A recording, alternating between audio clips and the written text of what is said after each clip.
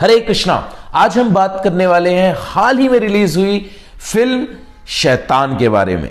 जी हां, शैतान, जिसमें बहुत ही क्रूशियल टॉपिक दिखाया गया है, वशीकरण। तो क्या वास्तव में वशीकरण होता है? क्या वशीकरण से सच में किसी को अपने काबू में किया जा सकता है? और अगर हां, तो इससे बचने का क्या उपाय है?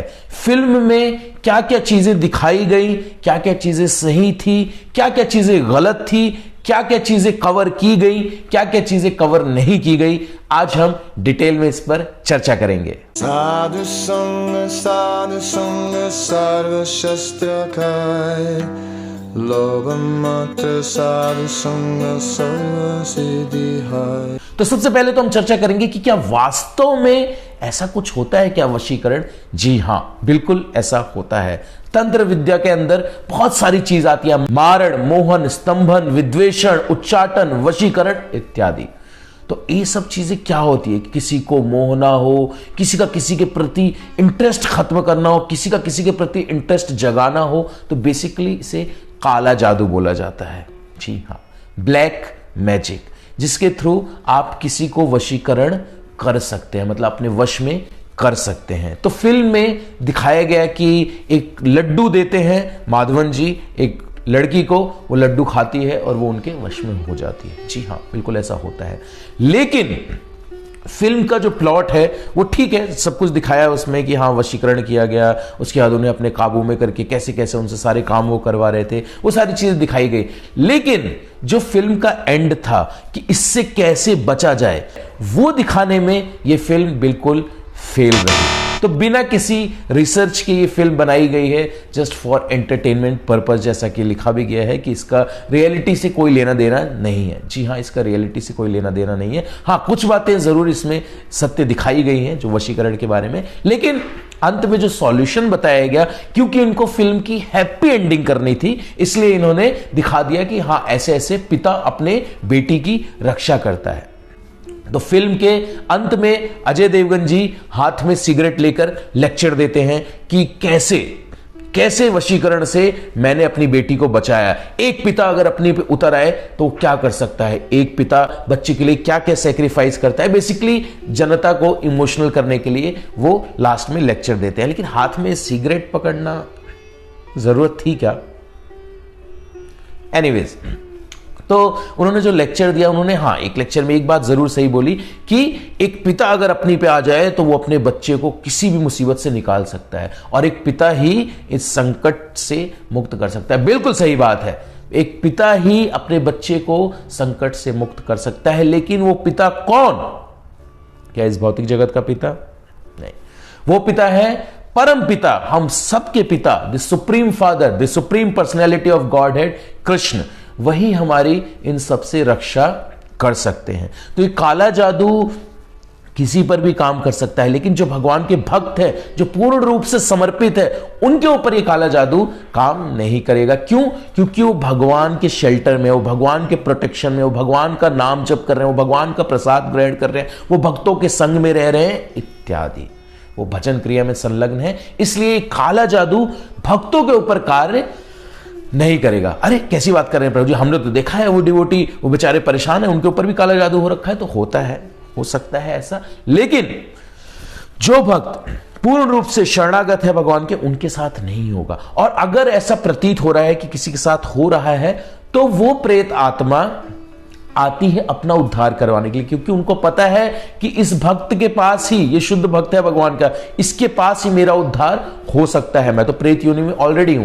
तो जैसे अकाल मृत्यु किसी की हो जाती है तो आत्मा शरीर को छोड़ देती है, तो तांत्रिक क्या करते हैं कि जैसे जो डेड बॉडी होती है, हाफ बर्न्ड होती है या इधर उधर पड़ी सड़ रही होती है, जो नया शव होता है, उसको शमशान घाट में ले जाकर फिर वो शव साधना करते हैं, मतलब कि उस आत्मा को अपने वश में करते हैं और उस आत्मा के थ्रू वो कार्य करते हैं। तो जैसे कि फिल्म में दिखाया गया कि माधवन वो भगवान बनना चाहता था। ये बहुत अच्छी चीज दिखाई इस फिल्म में कि कोई भी भगवान नहीं बन सकता, चाहे कितना भी प्रयास कर ले, we can not become God. लेकिन ये जो लास्ट में ये जो चीज़ दिखा दी, जो अजय देवगन जी जो लेक्चर दे रहे हैं सिगरेट पकड़कर, और वो थोड़ा सा अगर रिसर्च करके करते और अगर उसका वास्तविक सॉल्यूशन देते कि क्या है, अगर सच में कोई इस चीज़ को फेस कर रहा है, वशीकरण या काला जादू, तो उस चीज़ से कैसे उभर सकता है। तो श्रीला भक्ति विनोद ठाकुर जी जब चंपारण में पोस्टेड हुए वहां पर मैजिस्ट्रेट के रूप में, तो वहां पर एक बरगद का वृक्ष था जिसमें एक प्रेत आत्मा रहती थी। तो जिसका कोई भी केस था, जैसे मतलब मान लीजिए कि कोई झूठा केस है, तो जाकर वहां पर उस प्रेत आत्मा को चढ़ावा चढ़ाता था और उससे बोलता था कि मुझे केस जिता दो। उस मजिस्ट्रेट का फिर वो आत्मा दिमाग परिवर्तन कर देती और वो उसके पक्ष में फैसला सुना देता। जब भक्ति विनोद ठाकुर जी वहां पर गए, उनको पता चला, तो वो काफी दुखी हुए इस चीज को लेकर। उनके पास एक पंडित जी आए, रामाबाई, वो कुछ भिक्षा दे दो। तो भक्ति विनोद ठाकुर जी ने बोला कि हाँ ठीक है, मैं भिक्षा दे दूंगा, लेकिन आपको मेरा एक कार्य करना होगा। आप 1 महीने तक उस बरगद के वृक्ष के नीचे बैठकर भागवतम करो। तो लोग आते, वहां बैठते, वो भागवतम करते।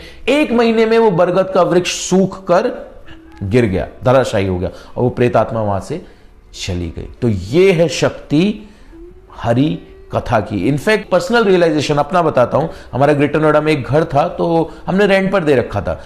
तो जो लड़के थे वहां पर, उन्होंने बोला, आगे कंप्लेन किया कि कुछ मतलब अजीबो गरीब कुछ हरकत होती है। मतलब क्या होता है, रात को कुछ कुछ चीजें हमारी हम इधर रखते हैं, इधर हो जाती है।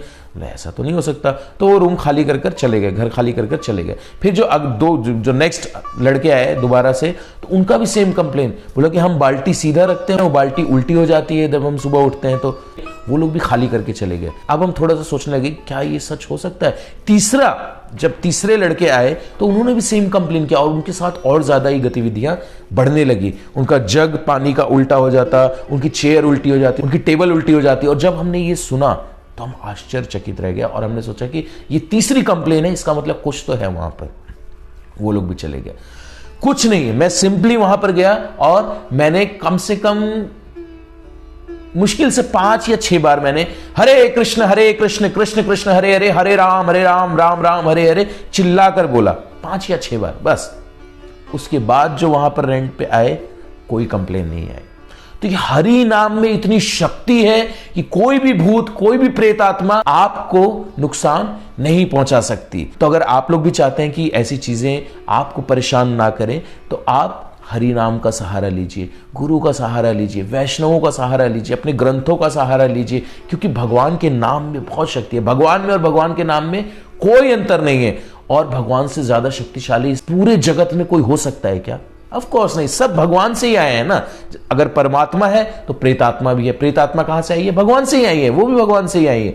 तो भगवान से ज्यादा शक्तिशाली कौन हो सकता है? और जब भगवान में और भगवान के नाम में कोई अंतर नहीं है, तो फिर अगर पूर्ण विश्वास से, पूर्ण श्रद्धा से आप भगवान का नाम लेते हैं, तो कोई प्रेतात्मा आपका कुछ नहीं बिगाड़ सकती। तो नरसिंह प्रेयर है जो हम नीचे डिस्क्रिप्शन में दे देंगे। आप लोग जो भी अगर इस ऐसी दुविधा से गुजर रहे हैं या परेशान हैं, वो नरसिंह प्रेयर का पाठ आप लोग हर रोज करिए, जितना अधिक से अधिक हो सके। प्रेत बाधा 100% आपकी मिट जाएगी। Thank you so much. Jagat Guru Srila Prabhupada की जय। हरे कृष्ण।